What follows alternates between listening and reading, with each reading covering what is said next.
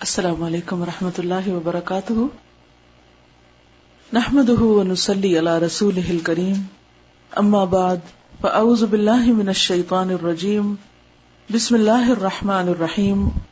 رب اشرح لی صدری ویسر لی امری واحلل عقدۃ من لسانی یفقہوا قولی. آج ہم حدیث پڑھیں گے جس کا موضوع ہے وہ کام کہ جو جنت میں داخلے کا سبب ہوں گے. ہم میں سے ہر شخص یہ چاہتا ہے کہ وہ جنت میں داخل ہو، لیکن جنت میں جانے کی کچھ شرائط ہیں، کچھ کنڈیشنز ہیں، اس کے لیے کچھ کرنا پڑے گا. تو وہ کون سے کام ہیں؟ اگر ہم وہ کریں تو ہمارے لیے جنت کا راستہ آسان ہو سکتا ہے. عن مالک بن مرثد عن ابیہ قال قال ابو ذر قلت یا رسول اللہ ماذا ينجي العبد من النار؟ قال الإيمان بالله. قلت يا نبي الله إن مع الإيمان عمل؟ قال يرضخ مما رزقه الله. قلت يا رسول الله أرأيت إن كان فقيرا لا يجد ما يرضح به؟ قال يأمر بالمعروف وينهى عن المنكر. قلت يا رسول الله أرأيت إن كان عيا لا يستطيع أن يأمر بمعروف ولا ينهى عن منكر؟ قال يصنع لأخرق. قلت أرأيت إن كان أخرق لا يستطيع أن يصنع شيئا؟ قال يعين مغلوبا. قلت أرأيت إن كان ضعيفا لا يستطيع أن يعين مظلوما؟ فقال ما تريد ان تترك في صاحبك من خير؟ ما تريد ان تترك في صاحبك من خير؟ يمسك الاذى عن الناس. فقلت يا رسول الله اذا فعل ذلك دخل الجنة؟ قال ما من مسلم يفعل خلة من هؤلاء الا اخذت بيده حتى تدخله الجنة.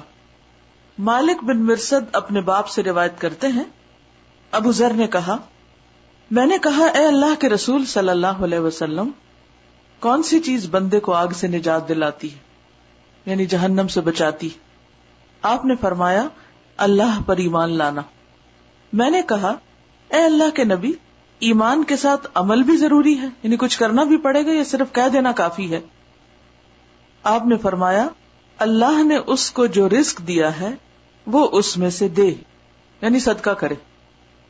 تو صدقہ ایسے کاموں میں سے ہے جو انسان کو اللہ کے قریب کرتا ہے، گناہوں کی آگ کو بجھاتا ہے، اللہ تعالیٰ کے غضب کو ٹھنڈا کرتا ہے. میں نے کہا اے اللہ کے رسول صلی اللہ علیہ وسلم، اگر وہ فقیر ہو، کچھ آئی نہیں اس کے پاس کچھ دینے کو، وہ خود صدقے کا محتاج ہے، دینے کی طاقت نہیں رکھتا، آپ نے فرمایا وہ نیکی کا حکم دے اور برائی سے منع کرے، یعنی زبان سے صدقہ کرے. اور زبان کا صدقہ کیا ہے؟ کہ انسان دوسرے کو اچھی بات بتائے، اچھا مشورہ دے اور برے کام سے روکے، ایسے کاموں سے منع کرے جو اس کے لیے نقصان کا سبب ہو. میں نے کہا اے اللہ کے رسول، اگر وہ عاجز ہو، عاجز ہو کا مطلب کیا ہے؟ کہ وہ اتنی ہمت نہیں اپنے اندر پاتا کہ وہ کسی کو کوئی اچھی بات بتائے، یا یہ کہ کوئی اس کی سنتا ہی نہیں. اب دیکھیں نا، تمام انسانوں کا لیول ایک طرح تو نہیں ہوتا. مثلا باپ اگر بچے کو کوئی بات بتاتا ہے تو بچے پھر بھی سن لیتے ہیں، لیکن اگر بچے باپ کو کچھ سنانے لگے تو باپ کیا کہہ کے جھٹک دیں گے اس بات کو کہ ہاں آئے تم ہمیں کچھ بتانے. یعنی اپنے سے چھوٹے شخص کی بات یا کمزور شخص کی بات عام طور پر لوگ نہیں سنتے. تو اگر انسان کسی بھی وجہ سے دوسروں کے سامنے ویک ہے، علم کی کمزوری ہے، عمر کی کمی ہے، یا مال کی کمی ہے، یا کوئی بھی وجہ ہے جس کی وجہ سے وہ دوسرے کو امر بالمعروف اور نہی عن المنکر نہیں کر سکتا، عاجز ہے، تو آپ نے فرمایا وہ جاہل کو ہنر سکھا دے، کسی کو کوئی کام کرنا سکھا دے. ہنر کیا ہوتا ہے؟ اسکل، یعنی ایسا کوئی کام سکھا دے جس سے اس جاہل کی زندگی آسان ہو جائے. جہالت مختلف طرح کی ہوتی ہے نا، کبھی دین کے علم کی ہوتی ہے، کبھی دنیا کے ضروری علم کی جہالت ہوتی. مثلا اگر کسی کو اپنا کپڑا پھٹ جائے اور سینا نہیں آتا تو بھی لاچار ہے، اگر کوئی اس کو سینا سکھا دے گا تو کیا ہوگا؟ وہ اس کی مدد ہو جائے گی. اسی طرح کسی کو کھانا نہیں بنانا آتا تو کوئی شخص اگر کسی کو کھانا بنانے کا ہنر سکھا دیتا ہے یا کمپیوٹر سکھا دیتا ہے مثلا، یا کوئی بھی طریقہ زندگی گزارنے کا اچھا، آسان، بہترین، کہ جس سے انسان کی انرجی بچتی ہے، انسان کی زندگی میں سہولت پیدا ہوتی ہے کہ باقی وقت بچا کر وہ اور اچھے کاموں میں لگا سکتا ہے، تو جس کسی کو کوئی ہنر آتا ہو وہ اس میں بخل نہ کرے، وہ سکھا دے، یہ بھی ایک صدقہ ہے۔ میں نے کہا اگر وہ جاہل ہو، اسے خود ہی کچھ نہیں آتا، کچھ کرنے کی طاقت نہیں رکھتا، خود ہی کہ کوئی ہنر نہیں اس کے پاس، اب اس طرح کے سارے ہر طرح کے لوگ ہوتے ہیں نا، کہ ایک شخص ہو سکتا ہے جس کے پاس باقی چیزیں ہیں، مال نہیں، کسی کے پاس مال ہے باقی چیزیں نہیں، کسی کے پاس مال ہے جسمانی طاقت نہیں، کسی کے پاس جسمانی طاقت تو ہے لیکن عقل کوئی نہیں، سمجھ نہیں، کوئی علم ہی نہیں۔ تو یہاں آپ دیکھیے ہمارے دین کا حسن کہ ہر شخص کو کچھ نہ کچھ کام کرنے کی رعایت دی گئی ہے، یا نصیحت کی گئی ہے، یا اسے طریقہ بتایا گیا ہے، یا راہ دکھائی گئی ہے کہ کوئی بھی نیکی سے محروم نہ رہے، کوئی بھی جنت میں جانے سے دور نہ رہے۔ تو اس نے پوچھا کہ اگر وہ جاہل ہے، ہنر ہی نہیں آتا، پھر کیا کرے؟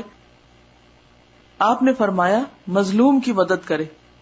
ہو سکتا ہے جسمانی طور پر طاقتور ہو اور وہ راہ چلتے ہوئے کسی کو دیکھے کہ کوئی خواہ کسی کو پیٹ رہا ہے یا کوئی اور اسی طرح مشکل میں ہے تو وہ اس کی مدد کر دے۔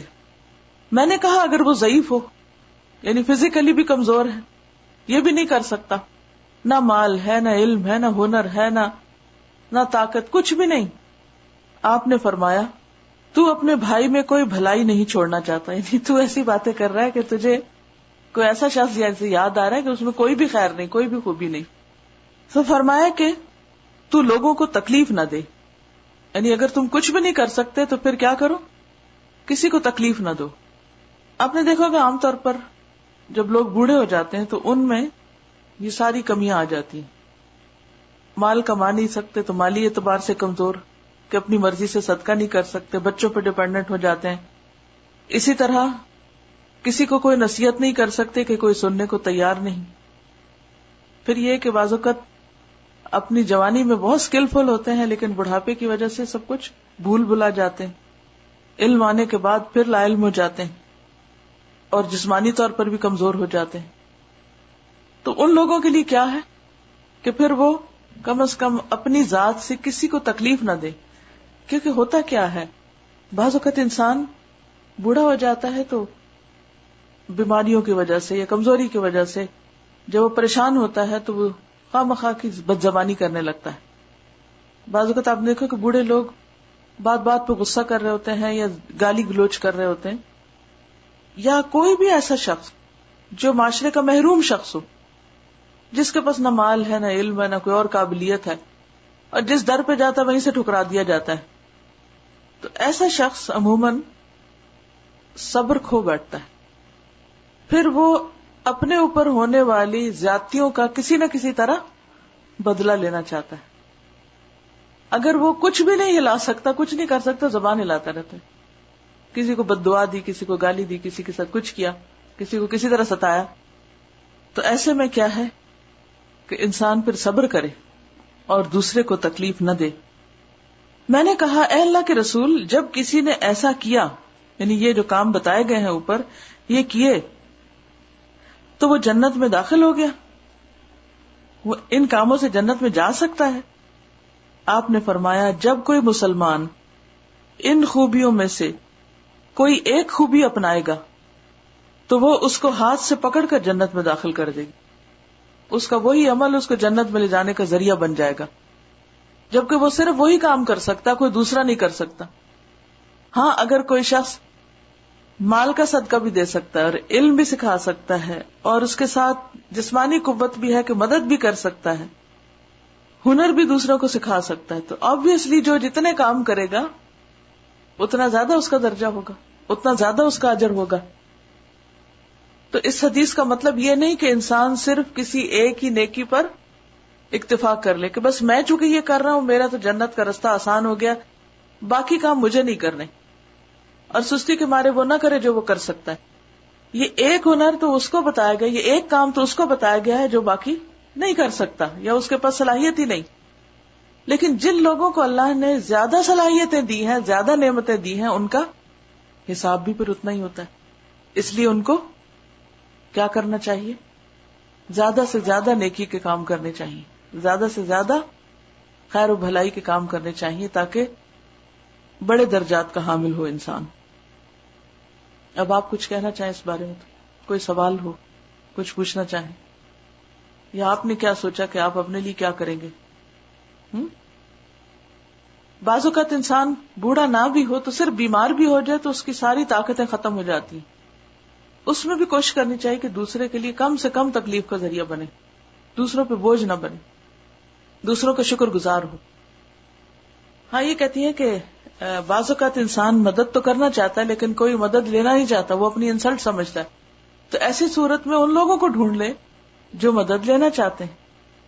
یہ بھی پھر نہ کرنے کے قابل والی بات ہو جاتی ہے نا، کہ اگر وہ یہ نہ کر سکے کہ جو وہ کرنا چاہتا ہے یا وہ کر سکتا ہے تو پھر کیا کرے؟ کچھ اور کر لے. ہر شخص میں کوئی صلاحیت ہوتی ہے، مواقع بہت ہے، بس دیکھنا چاہیے. درست فرمایا آپ نے کہ اکثر لوگ ہنر سکھانے کے معاملے میں بہت بخیل ہوتے ہیں. کسی کو ریسیپی نہیں بتائیں گے، کسی کو اور کوئی کام کی چیز ہوگی تو وہ نہیں سکھائیں گے. کوئی شارٹ کٹ ہوتے ہیں نا، بعضوں کے ٹپس ہوتی ہیں، ان کو کیا بولتے ہیں، وہ خاص حکیمی نسخے ہوتے ہیں یا ٹوٹکے ہوتے ہیں. تو اس معاملے میں انسان کو بخیل نہیں ہونا چاہیے. ان کا سوال یہ کہ اگر کوئی آپ کو پے کر دیتا ہے تو کیا وہ اس میں آئے گا؟ بالکل آئے گا، کیونکہ انسان اگر کام نہ کرے اور ہنر سیکھ کے گھر بیٹھ جائے اور کسی کی بھی مدد نہ کرے، نہ پیڈ ہو نہ ان پیڈ ہو، اور کام ہی نہ کرے اور سیکھا ہوا علم ضائع کر دے تو یہ بھی درست نہیں. اس میں ایک چیز کا خیال رکھنا چاہیے کہ ایک تو ہوتی ہے آپ کی جاب جو آپ کرتے ہیں، لیکن جب آپ ایک جاب کر رہے ہوتے ہیں نا تو سب کو پتا ہوتا ہے کہ فلاں شخص فلاں جاب پر ہے اور اس کی یہ اسکل بہت اچھی ہے. اب وہ آپ کو ریکمینڈ کرتا ہے کہ فلاں شخص جو ہے نا وہ ضرورت مند ہے، وہ پے نہیں کر سکے گا، اسے کوئی ڈاکٹر ہے فیس نہیں دے سکے گا، یا یہ کہ وہ کمپیوٹر انسٹرکٹر ہے، وہ فلاں شخص کسی وجہ سے ایڈمیشن نہیں لے سکتا یا پے نہیں کر سکتا. تو ایسے لوگوں کو انسان کو ساتھ ساتھ فری کام بھی کرنا چاہیے اپنے ہر پیشے میں. میں نے شاید پہلے بھی آپ سے ذکر کیا ہو کہ مجھے ایک دفعہ کینیا جانا ہوا تو وہاں میں نے ایک چرچ دیکھا تھا جو سارے کا سارا اس کے ممبرز نے اپنے ہاتھوں سے بنایا. اس پہ کچھ بھی انہوں نے کسی سے کام نہیں کروایا. اور کیا تھا، جو آرکیٹیکٹ تھے انہوں نے نقشہ بنایا، جو بلڈر تھے انہوں نے بلڈنگ اٹھائی، بچے عورتیں سب انہوں نے ہر چیز اپنے ہاتھ سے تیار کی کہ ہماری جگہ ہم خود بنائیں گے، اپنے ہاتھوں سے بنائیں گے. کیونکہ بعض کام اپنے ہاتھوں سے کرنے کا اجر و ثواب کچھ اور ہوتا ہے، کیونکہ ہاتھوں کا صدقہ ہوتا ہے نا وہ. تو اب اس میں کیا ہے، وہ لوگ ایسا نہیں کہ فارغ لوگ تھے، وہ سب جابز کرنے والے لوگ تھے، لیکن جاب کے بعد وہ اپنے اس مشن کے لیے والنٹریلی ورک کرتے تھے اور اس میں آ کر وہ اپنا اپنا وقت لگاتے تھے. ویکنڈز لگاتے تھے، آفٹرنونز لگاتے تھے، نائٹس لگاتے تھے، اور اس طرح انہوں نے اپنا کام کر لیا. بہت زبردست، بہت بڑا. اور جو اس کی ریسپشن تھی، ہم لوگ آفٹرنون میں گئے تھے کیونکہ ٹائم تھوڑا تھا تو میں وزٹ پہ تھی. آفٹرنون میں ہم گئے تھے، وہاں آف ٹائم تھا تو صرف ریسپشن کے لوگ تھے. گیٹ باہر سے بند تھا، کافی گیٹ سے چل کے اندر آنا پڑتا. گیٹ باہر سے بند تھا تو ہم نے اس کا بزر پریس کیا تو اندر سے وہ وہاں سے انہوں نے ریسپشن سے اٹھایا. تو ہم نے بتایا کہ ہم پاکستان سے آئے اور ہمیں اس چرچ کو دیکھنا ہے. تو انہوں نے پھر دروازہ کھول دیا وہاں سے، تو ہم اندر آ گئے. تو ریسپشن پہ کھڑے ہوئے ان کے سامنے اسی سائز کی جو کتاب ہے جو میرے پاس، اتنی سائز کی بائبل رکھی ہوئی. اور انہوں نے پوچھا آپ کہاں سے؟ جب میں نے بتایا کہ پاکستان سے، تو انہوں نے کہا کہ پاکستان میں بھی ہمارا چرچ ہے. میں نے کہا کہاں؟ تو انہوں نے بائبل کھولی اور اس کے پیچھے پوری دنیا کے جہاں جہاں چرچز تھے ان کے، اس کی لسٹ تھی. اسی وقت اس نے مجھے کھول کے دکھایا کہ لاہور میں فلاں جگہ، شاید گارڈن ٹاؤن تھا، کون سی جگہ، وہاں یہ اس کا ایڈریس ہے، یہ اس کا نمبر ہے، یہاں ہمارا سینٹر ہے. کیا ہماری ریسپشن اتنی ایفیشینٹ ہے؟ اچانک آف ٹائم، ڈیوٹی کا نہیں ٹائم تھا، شام کا ٹائم تھا، کوئی نہیں تھا بلڈنگ میں اور دو تین لوگ تھے شاید، تو وہ اسی وقت دکھایا. وہ میرے خیال مارمنس تھے یا کوئی ایک سیکٹ ہے کوئی اور، جیہوز وٹنس. تو اس کے بعد مجھے اچھی طرح یاد ہے جب میں یونیورسٹی میں تھی بہت سال پہلے، پنجاب یونیورسٹی میں، اس وقت ہمارے ہاسٹل میں وہ خواتین کچھ آئی تھی جو یہاں بھی ہر گھر میں جاتی، تو انہوں نے بائبل دی تھی مجھے پڑھنے کے لیے. تو اس کے بعد جب کچھ ہم نے بات چیت شروع کی اسلام کے بارے میں، تو الحمدللہ میرے بیگ میں بھی ہر قرآن کا نسخہ ہوتا ہے، تو میں نے بھی نکالا، تو میں نے ان کو بتانا شروع کیا. تو انہوں نے باقاعدہ ہائی لائٹر سے ہائی لائٹ کیے ہوئے تھے بائبل کے وہ حصے کہ جو میرے باتوں کا جواب تھے ان کی کتاب میں. کیونکہ میں تو اس پریپریشن سے گئی نہیں تھی کہ میں نے کسی کرسچن سے بات کرنی ہے، تو میں جب کھولتے الحمدللہ مجھے قرآن مجید کا کافی جلدی آیات مل جاتی ہیں، لیکن یہ ہے ہائی لائٹ کی ہوئی تھی جگہ. اور وہ بتا رہا تھا، مجھے یاد بھی نہیں کیونکہ 2003 تھے شاید جب میں گئی. تو اس نے بتایا کہ میں جب فارغ ہوتا ہوں اپنی ڈیوٹی پر تو میں مسلسل اس کو پڑھتا رہتا ہوں، پتہ نہیں کتنی دفعہ اس کو پڑھ چکا ہوں، کیونکہ تاکہ کوئی موقع ہاتھ سے نہ جائے کہ کوئی کسی وقت بھی آ جائے اور کوئی بھی آ جائے تو وہ خالی نہ جائے، اس کو کچھ نہ کچھ بتا ہی دیا جائے. ہم اگر قرآن مجید پڑھتے بھی ہیں تو ایک دفعہ پڑھ کے ہم کہتے ہیں ختم ہو گیا، اور جب ختم ہو جاتا ہے تو پھر اس کے بعد فارغ ہو جاتے ہیں. ہم اس کو بار بار پڑھنا اور اس اینگل سے پڑھنا کہ جس ماحول میں رہ رہے ہیں، جو آس پاس ہمارے لوگ ہیں، ان کے کوسچنز کیا ہیں اور ان کے جواب ہم کیسے دے سکتے ہیں. یہاں سے ہم کیسے بتائیں کہ ہماری کتاب میں کیا لکھا ہوا ہے. اس کے لیے ہم پریپیئرڈ نہیں ہوتے کیونکہ محنت نہیں کرتے، کوئی ترتیب نہیں، بنے بھی تو اس کو قائم نہیں رہنے دیتے. ہم چاہتے ہیں ہماری خاطر سب کچھ توڑ دیا جائے. زوال یافتہ لوگ ہیں. اور ہمارا تو مشن کا حال یہ کہ ہم کسی کو یہ بتاتے ہوئے بھی شرماتے ہیں کہ ہم قرآن پڑھ رہے ہیں یا پڑھنے جاتے ہیں یا کہاں جاتے ہیں یا کون ہمارا ٹیچر ہے. ہر چیز کو مینشن کرنے سے ڈرتے ہیں، اپنی آئیڈینٹی چھپاتے ہیں، ان کو بتاتے ہوئے ڈرتے ہیں. بالکل میں یہی سوچتی ہوں کہ جتنے لوگوں سے ہمارا انٹریکشن ہوتا ہے، کوئی گھر میں کام کرنے کے لیے آتا ہے، کہیں ہم کام لینے کے لیے جاتے ہیں، کتنی بار ہم سوچتے ہیں کہ ہم ان سے کچھ تو بات کریں. آج کل دیکھیں تھوڑا موسم بدلا، گرمی ہو رہی ہے، کیسی سب کی طبیعت ہو رہی. میں ہر تھوڑی دیر پر سوچتی ہوں یا اللہ جہنم کی آگ سے بچانا. یہاں گرمی ہے تو چین نہیں آتا، تو وہاں کیا بنے گا. اپنے لیے تو یہ سوچتے ہیں تو باقیوں کے لیے کیا سوچتے ہیں، ان کے لیے کیا درد رکھتے ہیں. ہماری اصل میں پرائرٹی کچھ اور ہے. ہم یقین نہیں کیے ابھی، ان حقیقتوں کو مانے ہی نہیں ابھی، اس لیے چھوٹی چھوٹی مشکلات پہ گھبرا کے اپنا کام چھوڑ بیٹھتے ہیں.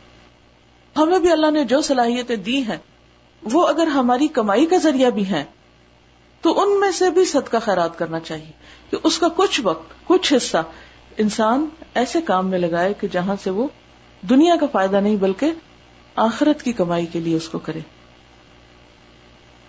یعنی بعض اوقات ہمارے اندر صلاحیت ہوتی ہے لیکن فیلئر کا ڈر ہوتا ہے، تو اس لیے ہم وہ نہیں کر پاتے، نہیں کرنا چاہتے کہ کہیں ایسا نہ ہو کہ وہ ٹھیک نہ ہو. لیکن لگے رہنا چاہیے. اور ہمیشہ انسان ایک بات ذہن میں رکھے کہ اگر وہ کسی پر بھی کوئی احسان کر رہا ہے تو دراصل وہ اپنے آپ پہ کر رہا ہے. ان احسنتم احسنتم لانفسکم وان اسأتم فلہا. کسی کو فیور دینے کا مطلب دراصل اپنے کو فیور دینا ہے. کسی کا دکھ درد دور کرنا دراصل اپنا دکھ درد دور کرنا ہے. بہرحال اجازت چاہتی ہوں. سبحانک اللہم وبحمدک، نشہد ان لا الہ الا انت، نستغفرک ونتوب الیک. السلام علیکم ورحمۃ اللہ وبرکاتہ.